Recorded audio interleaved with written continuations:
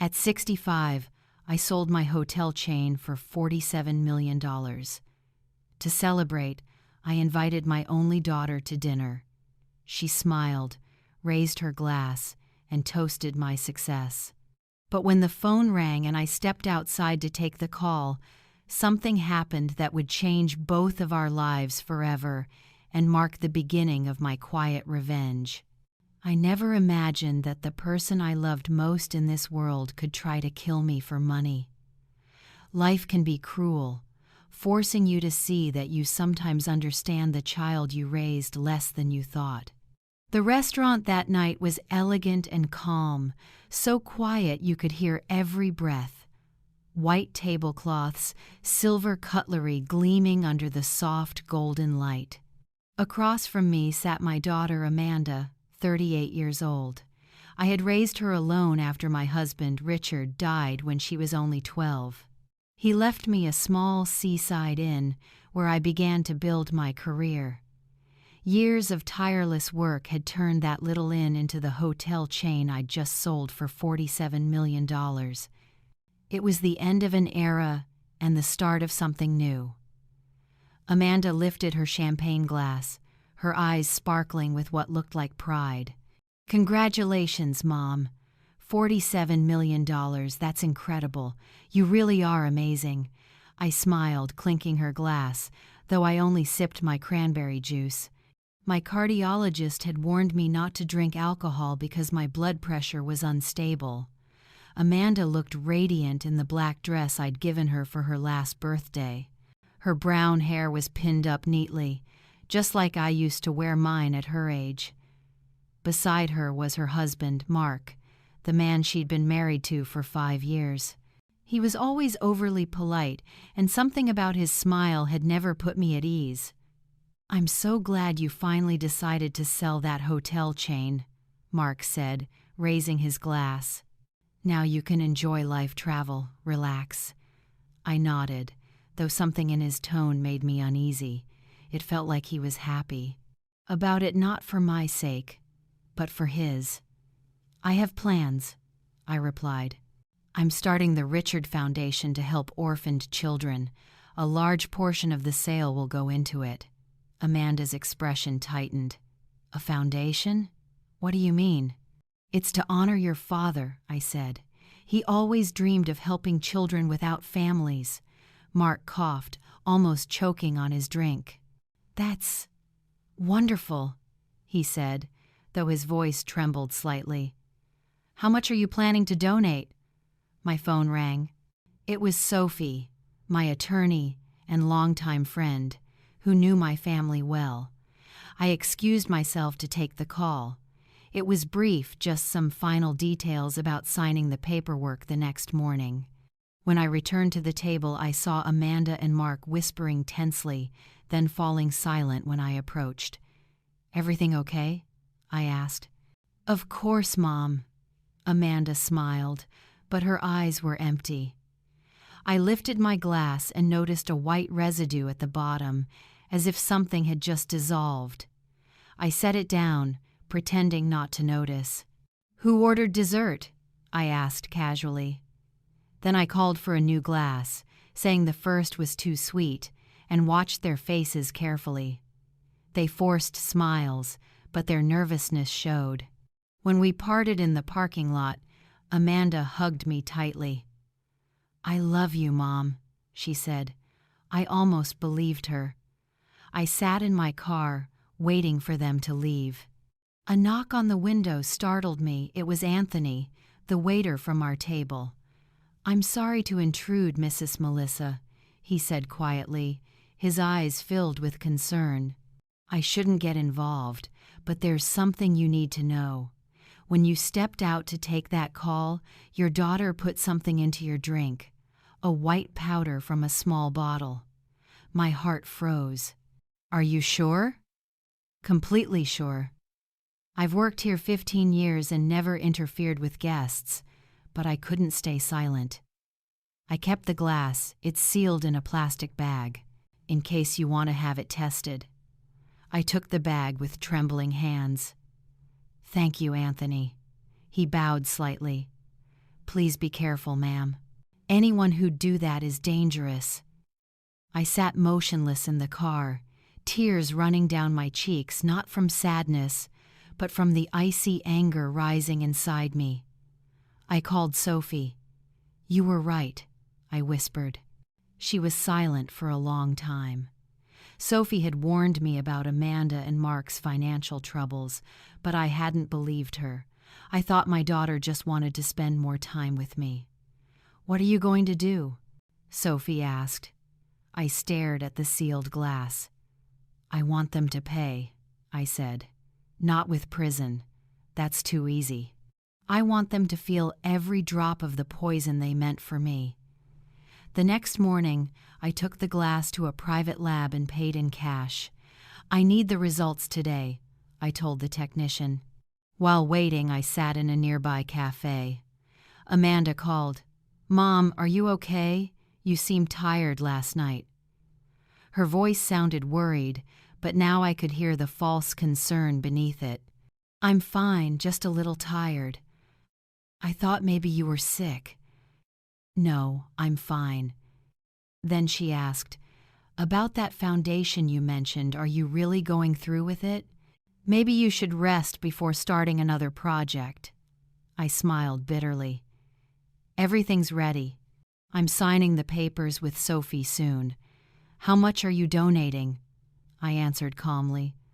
$30 million. I heard her sharp inhale through the phone. 30 million? Mom, that's almost everything. What will you live on? I have to go now. My taxi's here. I hung up. Now I knew exactly what my life was worth to my daughter. $47 million, no more, no less. 3 hours later, the lab called. When the technician handed me the envelope, his hands were slightly shaking. Ma'am, these results. I cut him off. Thank you. In the car, I opened it. The report was clear. Propranolol at 10 times the normal therapeutic dose, enough to stop the heart of someone with cardiovascular issues. I had high blood pressure and a weak heart, and Amanda knew it. A chill swept through me.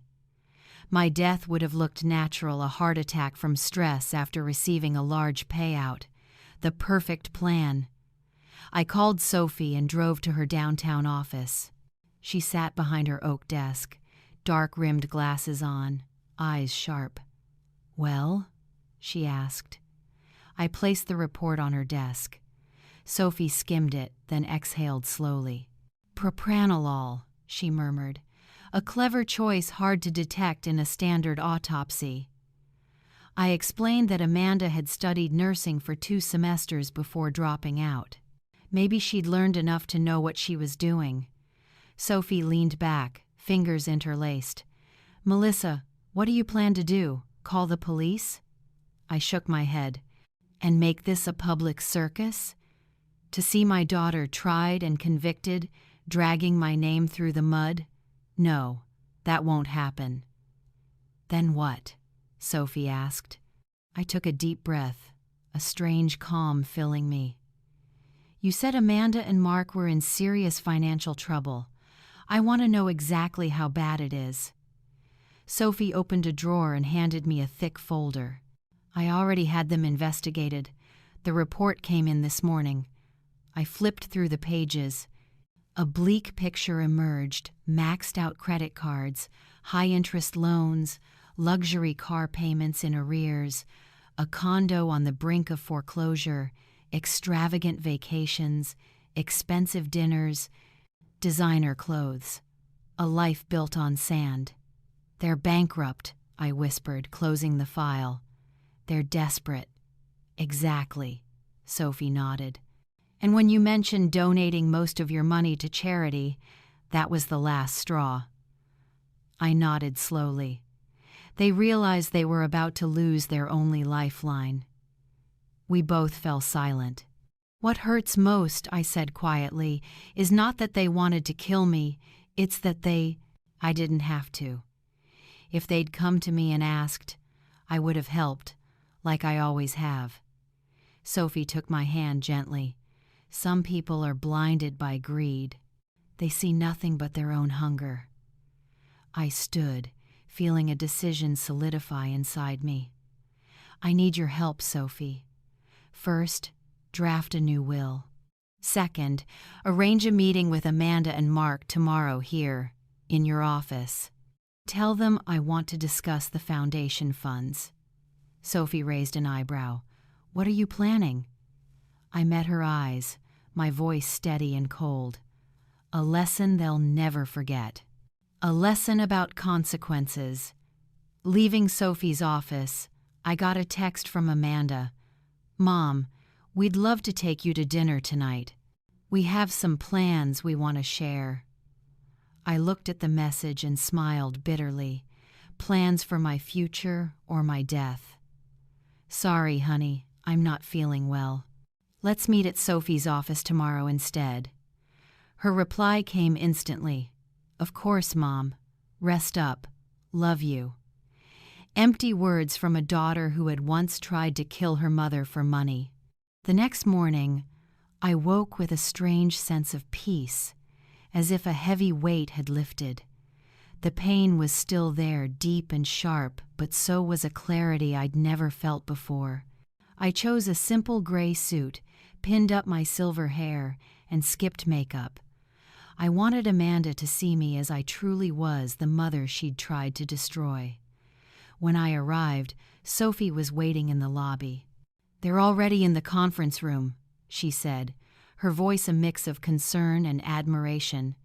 It's tense in there. Good, I replied, touching the bag that held the lab report. And the investigator?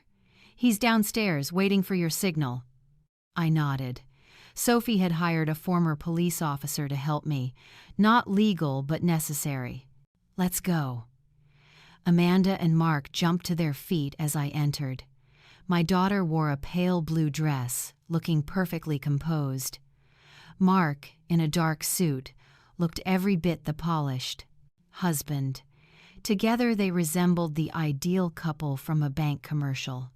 Mom! Amanda stepped forward to hug me. I took a small step back. She froze, then awkwardly pulled out a chair for me. Feeling better? Much better, I said. Amazing what a good night's sleep can do. Mark smiled, showing teeth so white they looked fake. That's great, Melissa. We were really worried, I thought. Worried I might still be alive, you mean? Sophie sat beside me, opening a folder. Her tone stayed professional, though I knew her heart was heavy. She'd been Amanda's bridesmaid once, had loved her like family. Melissa wanted to discuss some adjustments to her financial plans after the hotel sale, Sophie began. Amanda's eyes lit up. Mark straightened in his chair. At first, Sophie continued, Melissa planned to allocate most of the funds to the Richard Foundation, $30 million. Amanda cut in, her voice trembling. Mom, that's too much. I mean, it's your money, of course, but... I raised a hand. Actually, I've changed my mind, I said calmly. Amanda's face brightened with hope. Really? Yes, I continued. I realize there are things, far more important things, that only become clear when you almost lose your life. The room went silent. Mark swallowed hard. Amanda froze. What are you talking about? She forced a laugh. You look perfectly fine. I opened my bag, took out the lab report, and placed it on the table. Do you know what this is? I asked quietly. Amanda stared at the papers but didn't touch them. A toxicology report, I said evenly.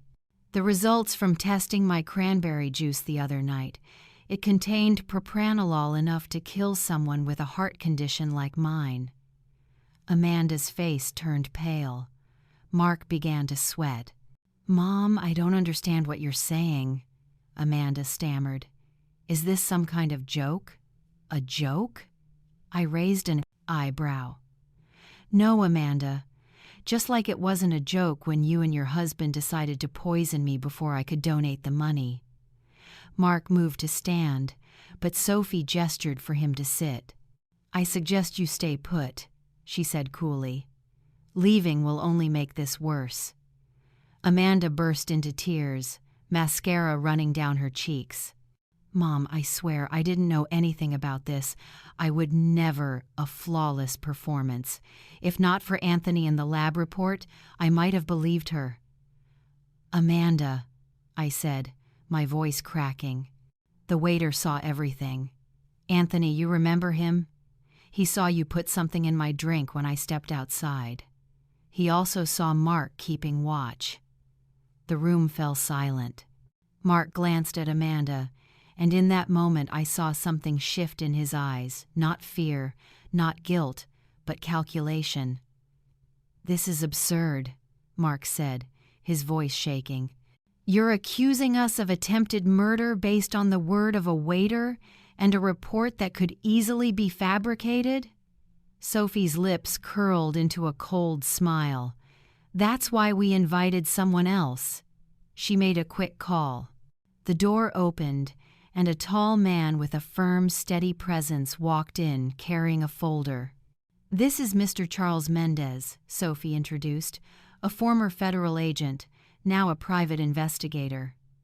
Charles nodded politely and sat beside her. "Mr. Mendez has spent the past 2 days investigating you both," I said, watching panic ripple across Amanda's face. "He found some interesting things. Would you like to hear them?" Neither spoke. "For example," I continued, "he found that Mark searched online for the effects of propranolol on heart patients.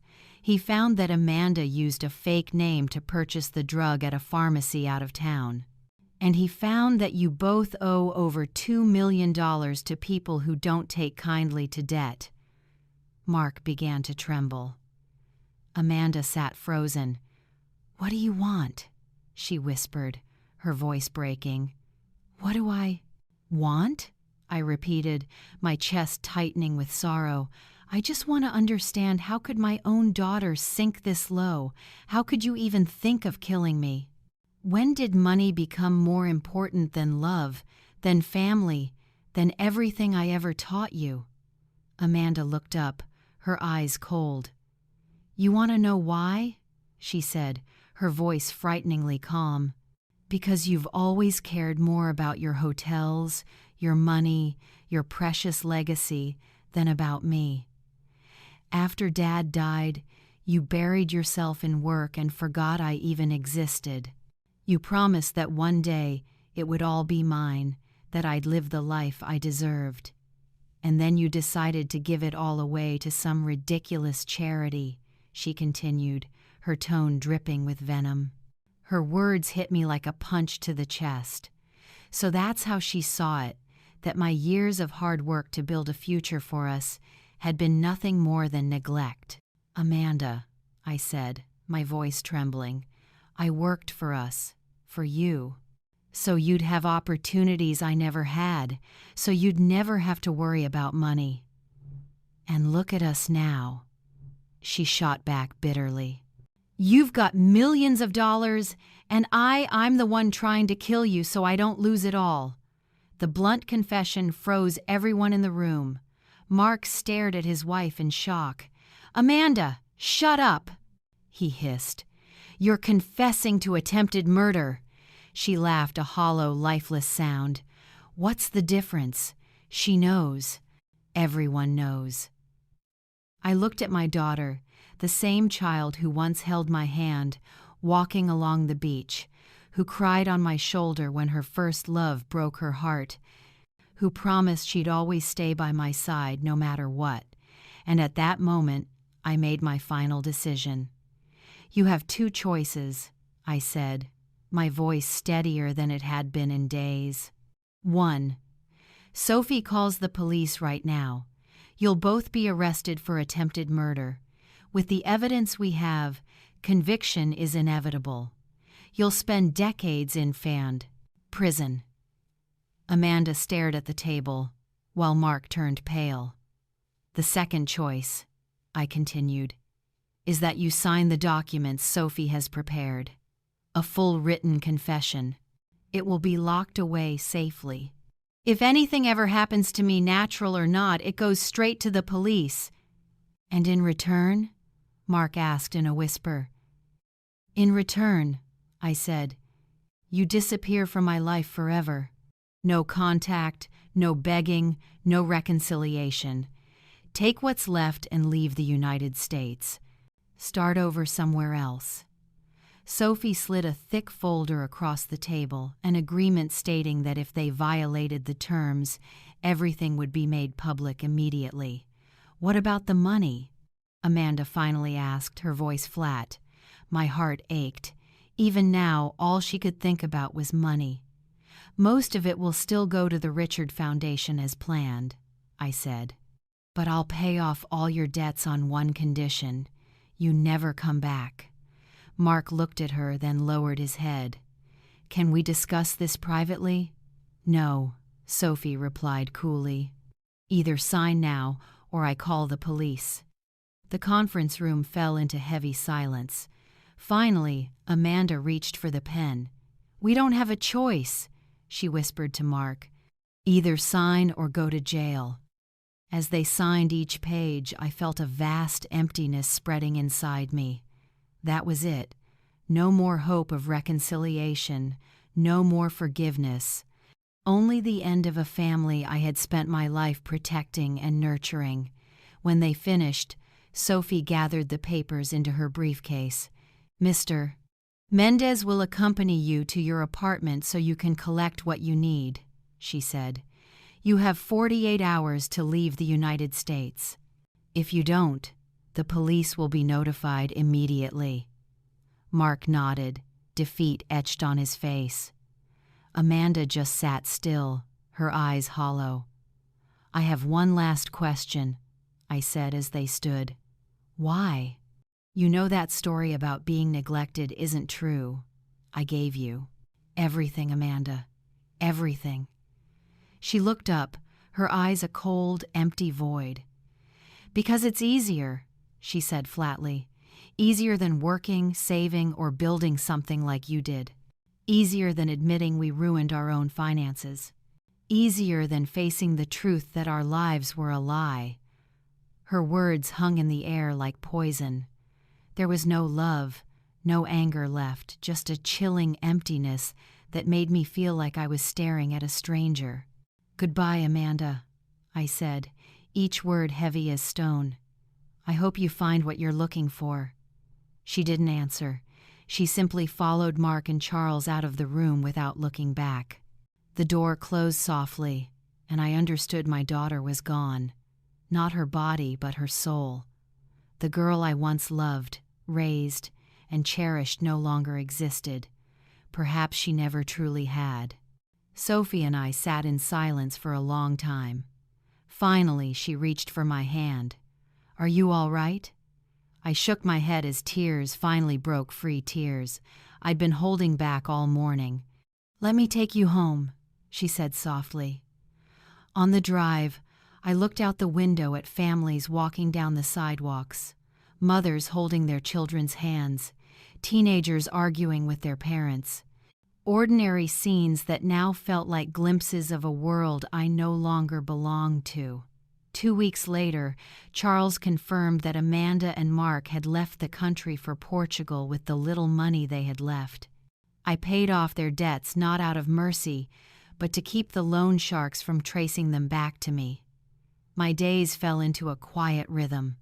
Morning walks along the beach near my home, afternoons reviewing documents for the Richard Foundation, evenings on the porch with a cup of tea, staring at the ocean, wondering how my life had come to this. One evening, Sophie appeared unexpectedly. She carried a folder and an air of determination. Enough, Melissa, she said, placing it on the table. It's time for you to start living again. I looked up, startled. What's this? A project, she replied, opening the folder. Things you can do for the Richard Foundation, people you can help, lives you can change. Inside were detailed proposals, a children's home, a scholarship program for underprivileged teens, a vocational training center for those in need. Why bring this to me now? I asked. Sophie sat beside me, meeting my eyes. Because you're drowning in guilt and grief. You keep asking where you went wrong, what you could have done differently. But the truth, Melissa, is that some people simply choose the wrong path, no matter how much love or guidance they're given. Now you have to choose yours. I listened quietly. Amanda made her choice, Sophie continued. Now it's your turn. You can hide forever in regret, or turn your pain into something good. You can honor Richard not just by naming the foundation after him, but by doing the kind of work he'd be proud of. And word. I looked at the plans spread before me. Each project represented a chance to do something meaningful, to fill the space Amanda had left behind. I don't know if I have the strength, I admitted. Sophie smiled gently. You built an empire from nothing, raised a daughter alone, survived an attempt on your life. You're stronger than anyone I know. That night, while Sophie rested in the guest room, I sat at my desk reviewing the proposals, taking notes, outlining plans. For the first time in months, I felt something other than pain, a sense of purpose. The next morning, when Sophie came into the kitchen, I was dressed and holding a cup of coffee. I want to start with the children's home, I said firmly. There's a piece of land near downtown that's perfect. If we move quickly, we could break ground within a month. Sophie's smile lit up the room. Welcome back, she said, and just like that, a new chapter of my life began. No longer just a mother or a businesswoman, but a woman determined to turn personal tragedy into a legacy of hope. A year passed since that terrible day in Sophie's office.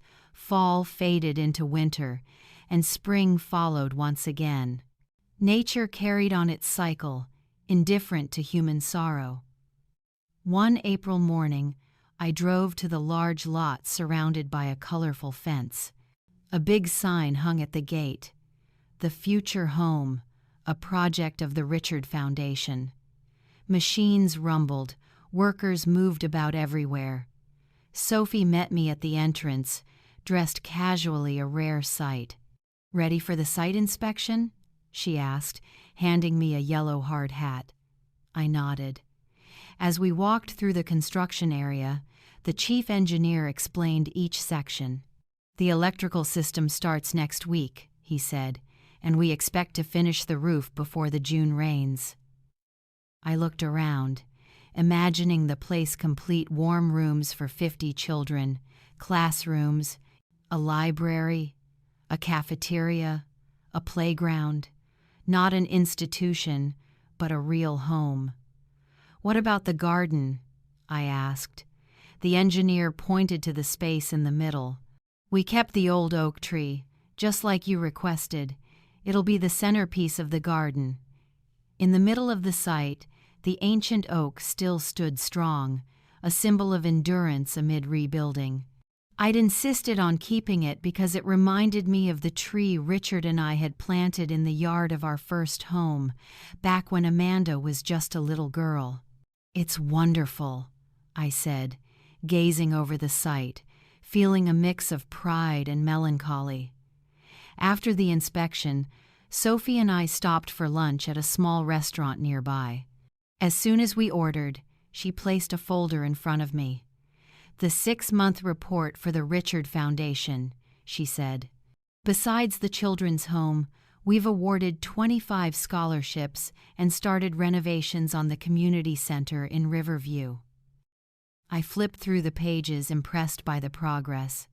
In just 6 months, the Richard Foundation had become a real force for change in the community. How are the finances? I asked.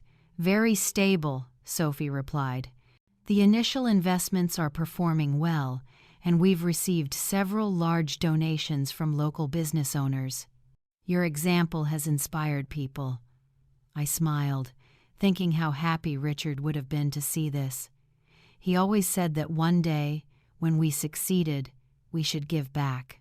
He hadn't lived long enough to do it himself, but now his dream had come true. "There's something I need to tell you," Sophie said carefully as we finished lunch. "I received news about Amanda and Mark." My heart tightened. Even after everything, I couldn't stop the old reflex of worry. "What is it?" "They've separated," Sophie said, watching my reaction. "Mark returned to Brazil a month ago. He's living with his parents in Sao Paulo. Amanda is still in Portugal, working as a hotel receptionist in Lisbon." I listened silently. There was no satisfaction in me, only a deep sadness for what could have been. "Did she ask about me?" I blurted out. Sophie shook her head gently. "No, Charles still keeps in touch with a local investigator to make sure they follow the agreement, but she's never mentioned you." I nodded, swallowing the lump in my throat. Maybe it was for the best to end it completely, to extinguish any hope of reconciliation. Amanda had chosen her path, and I had chosen mine. That evening, sitting on the porch as usual, I thought about how life can turn in unexpected directions. Amanda's betrayal had shattered something inside me, but it had also made space for something new to grow. My thoughts were interrupted by the ring of my phone. The number was unfamiliar. "Hello?" I answered cautiously. "Mrs. Melissa Carter?" a young woman's voice asked. "Yes, this is she. My name is Louisa Carver. I'm one of the Richard Foundation's scholarship students." I was surprised. Students usually didn't have my personal manner. "Number." "Hello, Louisa. How did you get my number?" "Dr. Sophie gave it to me," she said quickly. "She thought I should tell you directly about my project." Sophie always followed her instincts, and she was rarely wrong. "What project?" I asked. "I'm studying medicine, as you know from my scholarship application, but outside of class, I'm working on an alternative treatment for heart disease." My heart tightened. Anything related to heart conditions always caught my attention because of Richard. "Go on," I said softly. "We're researching cardiac tissue regeneration, and the early results are promising, but we need more funding to expand." "And you're calling to invite me to see your lab?" I asked. "Yes, ma'am," she replied eagerly. "I know the Richard Foundation focuses on education and social welfare, but I believe this project aligns with its mission to save lives, so other children won't lose their parents the way you lost your husband." I froze for a moment. She knew my story. Sophie must have told her. "When could I visit?" I asked. "Tomorrow, if possible. We'll be running an important experiment. You could see our work firsthand." I hesitated. My schedule was flexible, but I hadn't planned to expand the Foundation's scope yet. "Louisa, it sounds like a fascinating project, but I'm not sure it fits the Foundation's goals." "I understand," she said, her voice softening. "But if you could give me just 1 hour, I believe you'd see the potential. This could be the treatment that might have saved Mr. Richard." Her words struck me deeply. Richard had died of a sudden heart attack. The doctors had said nothing more could be done. I'd often wondered if medicine had been more advanced. Could our story have ended differently? "All right," I said after a pause. "Give me the address. I'll be there at 10 a.m. tomorrow." After hanging up, I sat for a while thinking. On the same day I'd received news about Amanda, a new opportunity appeared, one that could honor Richard in a new way, by helping others avoid the pain I'd once known. Maybe nothing in life is truly coincidence. Maybe it's how the universe opens another door when one has closed. The next morning, I drove to the university campus where Louisa had directed me. The grounds were spacious, shaded by trees, with modern buildings scattered among wide green lawns. The lab was housed in a new biomedical research center. Louisa was waiting at the gate. She looked about 25, her dark hair tied neatly in a ponytail, her bright eyes filled with intelligence and passion. She wore a crisp white lab coat over simple clothes. "Thank you for coming," she said, shaking my hand. "It's an honor to meet you." "The honor's mine," I replied. There was something familiar about her, though I couldn't place it. "Sophie speaks very highly of you. She's helped me so much." Louisa smiled. "Please, let me show you around." As we walked through the hallways, she spoke with enthusiasm about the ongoing projects. Her passion was contagious. It reminded me of Richard's excitement whenever he talked about his work. The laboratory was impressive state-of-the-art equipment, focused researchers, and an atmosphere of dedication and professionalism. "This is the heart of the project," Louisa said, leading me into a glass-enclosed area. Inside, researchers observed samples through microscopes, working with devices I had never seen before. On the central table, a small machine pulsed rhythmically, mimicking a human heartbeat. "We're developing artificial cardiac tissue that can integrate with damaged heart muscle," she explained. "We use the patient's own stem cells to prevent rejection and accelerate recovery." For nearly 2 hours, she guided me through the facility, patiently explaining each step of their work. I didn't understand all the technical terms, but I grasped the essence. They were creating something that could completely change how heart disease is treated. When we sat down in a small office for coffee, I asked, "How much would it cost to expand the research?" She bit her lip, then said, "About $600,000 for the next year. That would cover hiring 2 more researchers and purchasing clinical testing equipment. It was a large sum, but well within the Foundation's capacity. Why hasn't the Science Funding Agency supported it?" I asked. "They have," she said, "but the process is painfully slow. We're competing with dozens of other projects. It could take years. Meanwhile, people are dying every day." She paused, then added softly, "People like Mr. Richard." I felt that same familiar tug as I looked at her, something in her eyes, the way she tilted her head when she spoke. "Louisa," I said, "you mentioned Sophie told you about me. What did she say?" She hesitated, visibly uneasy. "She told me about the foundation, about how you created it to honor your husband, and about the incredible work you've done." She took a deep breath, then continued as if summoning courage. "But she also told me about your daughter." The room suddenly went quiet. I studied her expression. It held no judgment, only a deep, genuine empathy that unsettled me. "And what did she tell you about my daughter?" I asked, my voice lower than I intended. Louisa tapped her fingers lightly on the table, then spoke softly. "She told me everything.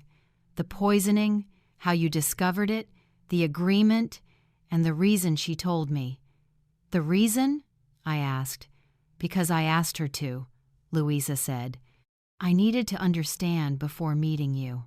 I frowned, confused. "Understand what?" Instead of answering, she opened a drawer and pulled out an old photograph, placing it in front of me. In the picture, a gray-haired man had his arm around a young woman. Both smiled warmly in front of a small house. "Who are they?" I asked, though deep down I already sensed the answer. "My adoptive parents," she said gently. "Or rather, the people who raised me." I looked closer and saw familiar features that made my chest tighten. The eyes, the smile. I couldn't finish. "I'm your granddaughter," Louisa said, her gaze unwavering. "Amanda had me when she was 17. She couldn't or didn't want to raise me. I was adopted by a couple in the suburbs." I sat frozen. A granddaughter. I had a granddaughter I never knew existed. Amanda never said anything, never mentioned having a child. I whispered. "I know," Louisa said quietly. I only found out 2 years ago. My adoptive parents were always honest about the adoption. When I turned 25, they gave me the documents. They had just one name, Amanda Carter. She paused, watching me. At first, I didn't plan to look for her. I had a happy childhood, wonderful parents. I never felt something was missing. But as a doctor, I understood the importance of family medical history, so I began searching. And eventually, you found me first, she said with a small smile. I read about your hotel sale and the Richard Foundation. I discovered that Amanda was Richard's only daughter, Louisa continued. I watched from a distance, trying to decide whether to approach. Then, through the Foundation's scholarship program, I met Sophie. Did Sophie know who you were from the start? I asked. Louisa shook her head. No. At first, she was just the foundation director who awarded me the scholarship. We grew closer because she often visited the lab, genuinely interested in our work. It was only a few months ago that I told her the truth. I needed advice, she said softly. I wasn't sure if I should reach out to you, and it was Sophie who came up with this plan to bring me here under the pretext of seeking research funding. Her cheeks flushed. But the research is real. Everything I showed you is true.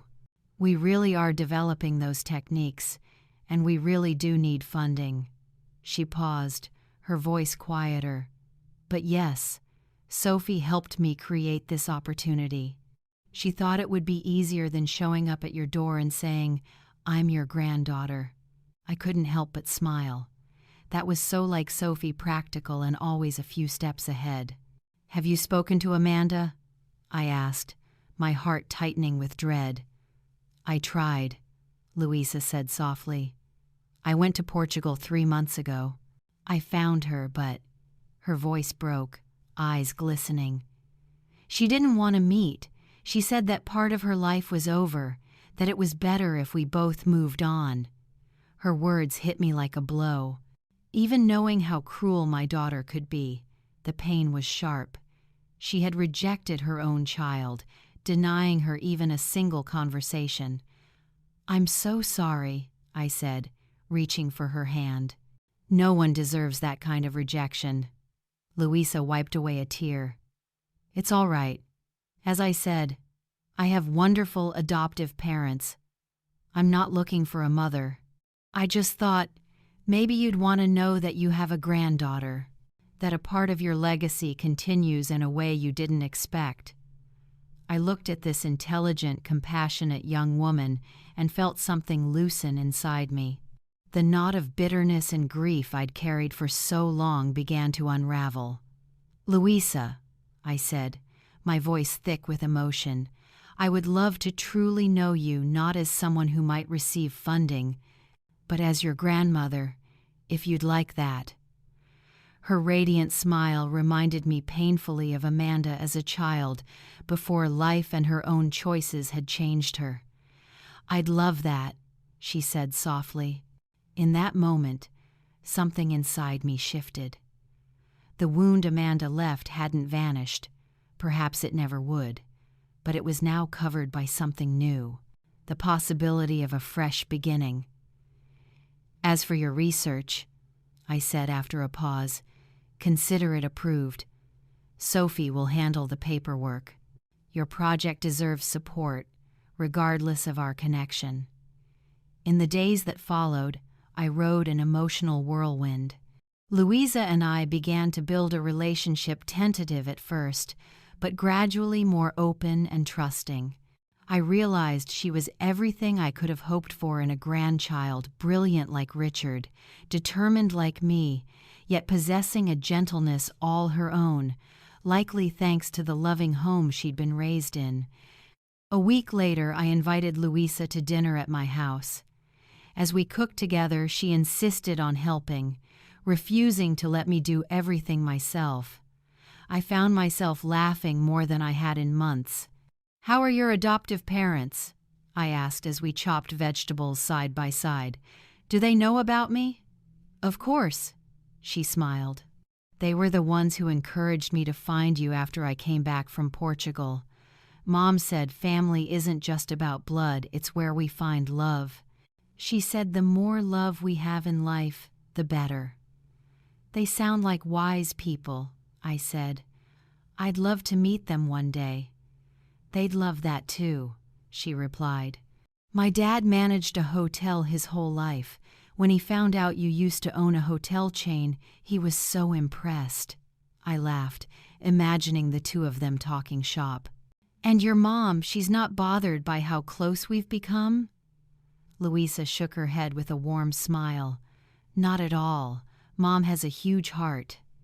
She always said that if I ever found my biological family, she'd be happy for me. She doesn't see love as something that divides, but as something that multiplies when shared." Her words left me silent. I had lost a daughter who had everything: love, comfort, opportunity, yet chose greed. And now I had a granddaughter raised in modest circumstances, but rich in compassion, and it moved me deeply. "Do you like cooking?" I asked, watching her skillfully slice the vegetables. "I love it," she said. "Mom taught me when I was little. She said doctors need to know how to take care of themselves. You can't live off hospital food forever." I chuckled, remembering Richard. He'd loved cooking too, calling it his therapy after a long day. "Your grandfather was the same," I said. "He made the best pasta, especially gnocchi. It was an art form." "Really? I love pasta too," she said, laughing. "My specialty is lasagna." "Must run in the family," I teased. We both laughed, feeling as though we'd known each other for years instead of days. During dinner, Louisa told me more about her life, her studies, her dreams for the future. In return, I shared stories about Richard, how we built the company, and about Amanda's early years. "What was she like as a child?"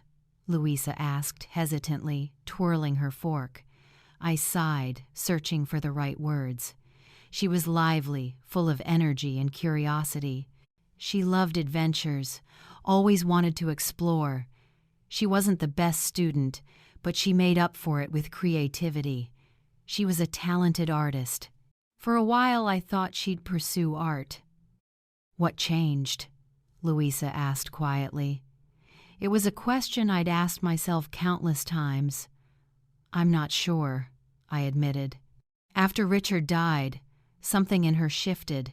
She became more withdrawn, more calculating. As a teenager, she started caring too much about status and appearances, always wanted the best, the most expensive. I thought it was just a phase, but it only got worse." Louisa nodded thoughtfully. "When I met her, even briefly, I sensed something distant about her, as if she was always calculating something." "Did you ever wonder if you did something wrong raising her?" I pressed my lips together. "Yes. I still wonder where I failed." Louisa placed her hand over mine, her eyes filled with sincerity. "As a doctor, I've learned that some things are beyond a parent's control. Genetics, brain chemistry, small experiences that seem harmless, all of these can shape who a person becomes. I don't think you could have predicted or prevented that. Look at me, I share her blood, but I was raised in a different environment and became someone entirely different. There's no formula for raising a child. Parents can only love and hope." Her words untied something deep inside me. For months, I had carried the weight of guilt. Now, hearing my granddaughter say that maybe I couldn't have done anything differently, I felt a quiet relief. "Thank you," I whispered. "I'm not just saying that to comfort you," she added gently. "I truly believe it."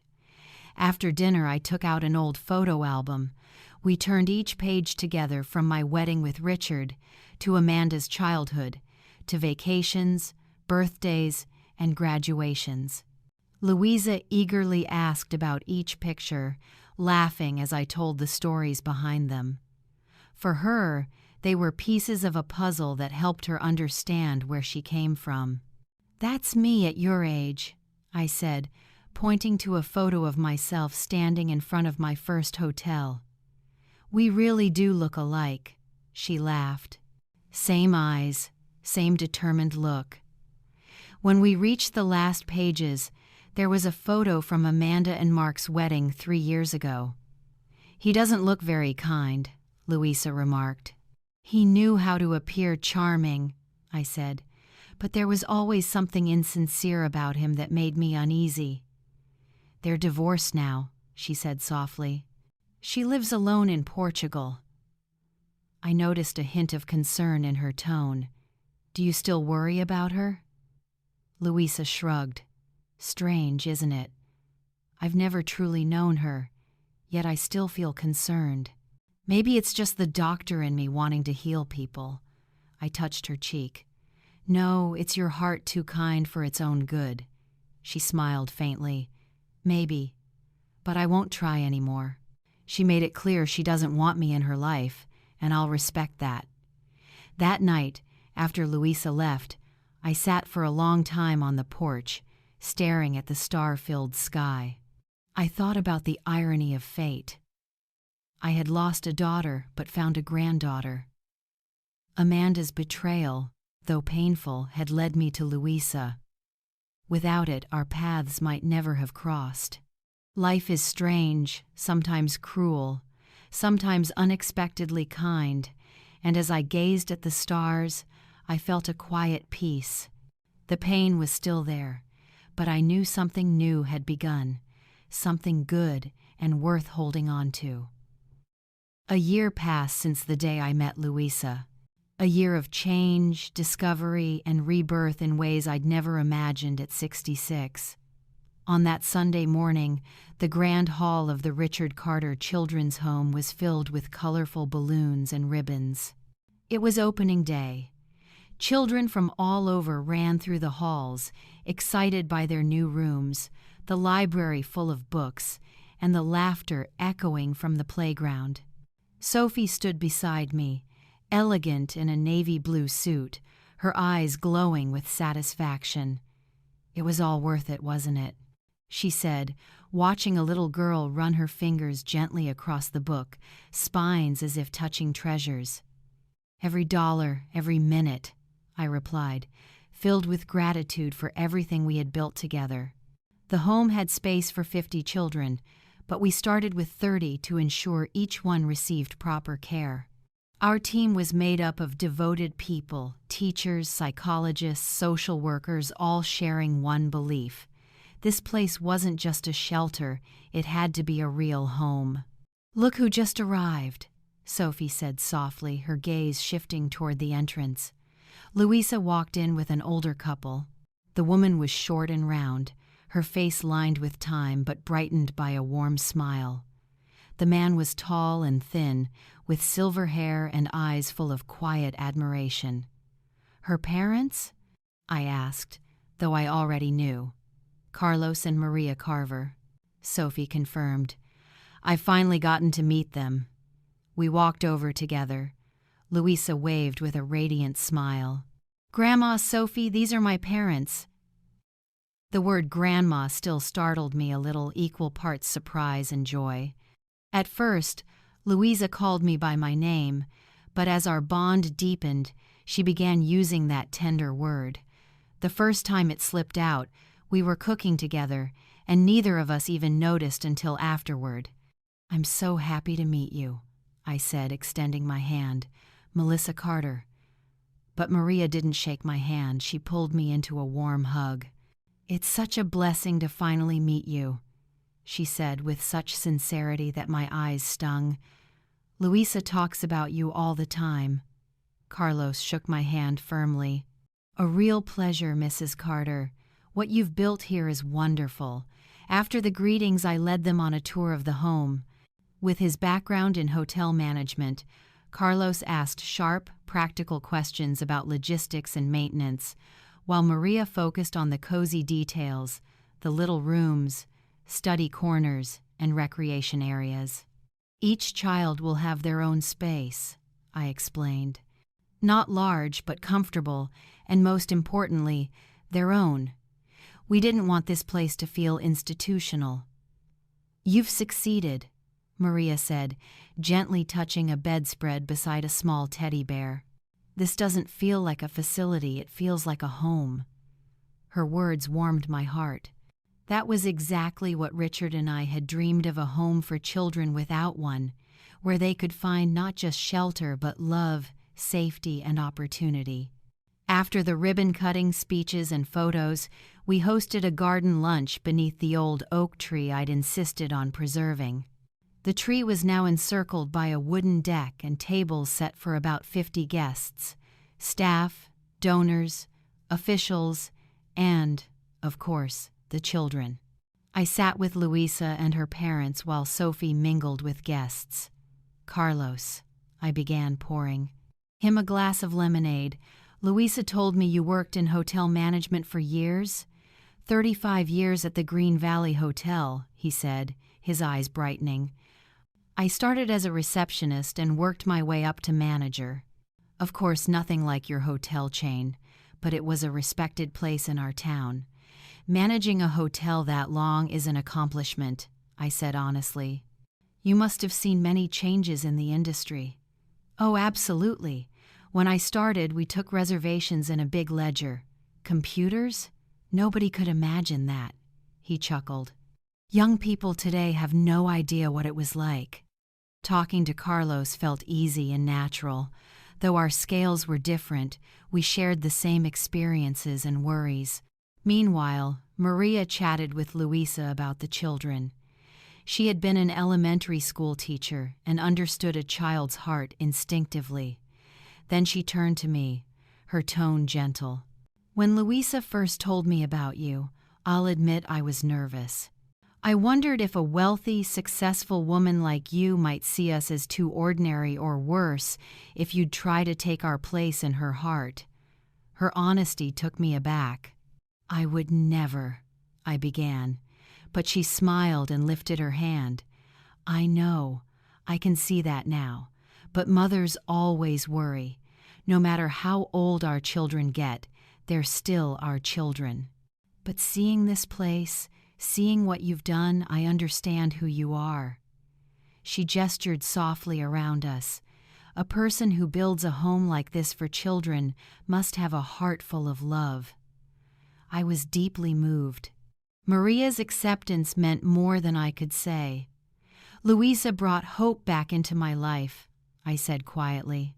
After what happened with Amanda, I thought I'd never trust again that the rest of my life would just be loneliness. Maria squeezed my hand, her eyes kind. Children have a kind of magic, she said. They can heal even the deepest wounds. After lunch, while the children played in the yard, Luisa led me to a quiet corner of the garden. I have good news, she said, her eyes sparkling. Our heart regeneration project has been approved for the first phase of clinical trials. Luisa, I exclaimed, hugging her tightly. That's incredible!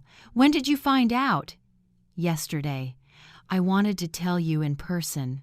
The ethics committee signed off, and we've selected the first group of patients, those with moderate heart damage who haven't responded to traditional treatments.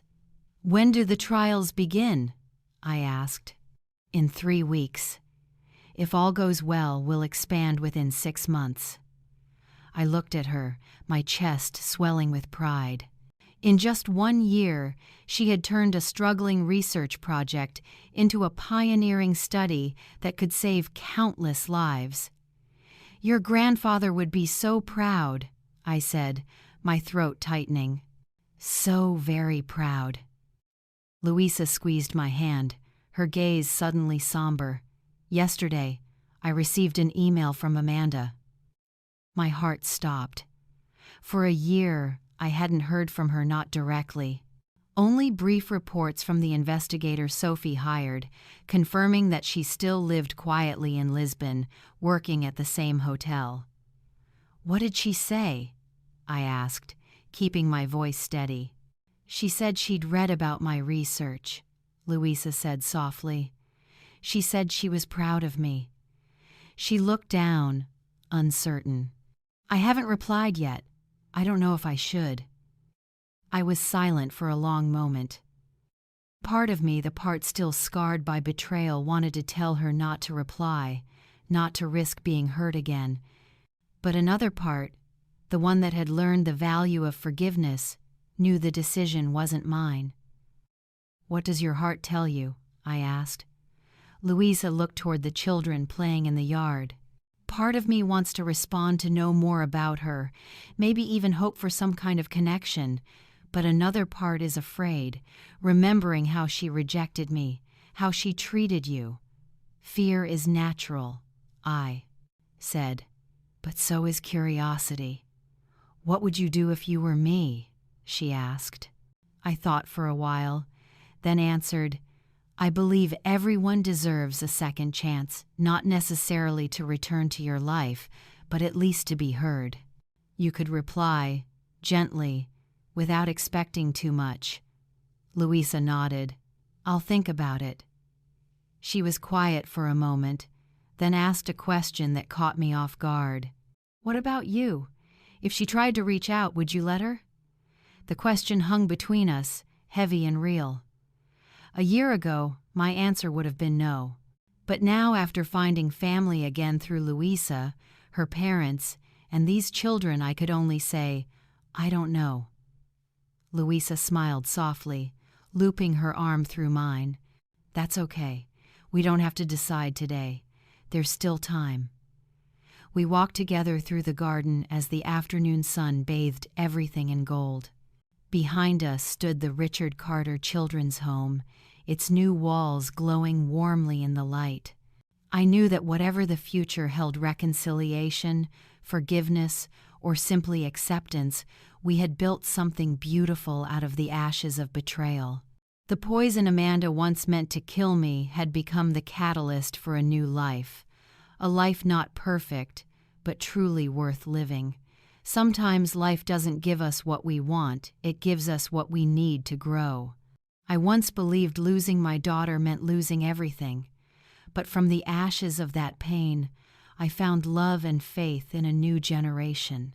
Louisa entered my life not just as a miracle, but as a reminder that family isn't only defined by blood, it's defined by kindness and the courage to open our hearts again. Now, I no longer dwell on what I've lost, but on what I can still give: understanding, forgiveness, and the chance to love again. Maybe that's the truest legacy a person can leave behind. And what about you? If someone who once hurt you came back, would you give them another chance? Share your thoughts in the Lord. Comments below. I believe every story holds a lesson worth hearing. And if you too seek stories of compassion, healing, and human strength, join me in the next videos where together we learn how to keep loving, no matter how many scars life leaves behind.